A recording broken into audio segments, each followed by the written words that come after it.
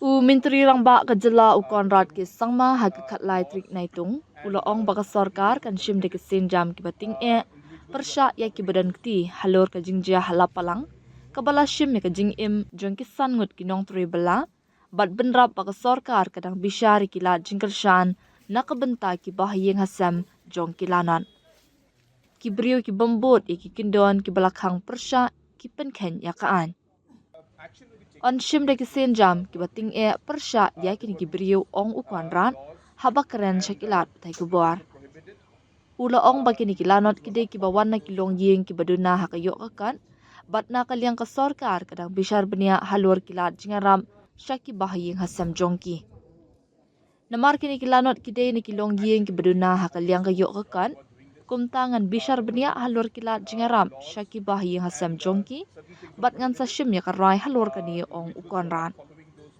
Menteri Rangba ulapan pau bagi kindon ke disaster management Kim Kenthop Satya ya ki bakum kini ki jingja Henry ula Kular ba onsa shim ya karai da ka perkhat lam nakabenta ki bahayeng hasam jong kini ki lanan ukon rat ula benram ba ula yok pediang ru ya ki jingkar pan na ki nong tre ka party nakabenta ban ai jingiarap ya kini ki long yeng la ban kedo ba kini ki san ngut ki nong bela ki la du ya la ka jong ka jingim namar ka jingyo ring men sim ya ka tedam pelong bi kabami na ka diesel pom kat bagidang pom ya ka na ka pong hakasnong lapalang shlong Action will be taken against those who are doing this.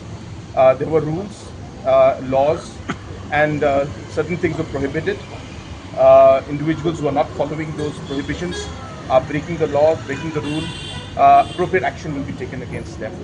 And also, we are examining that there are some requirements because they are all from very, very economically weak section of society, those who passed away. So therefore, we are looking at ways in which we can give some support.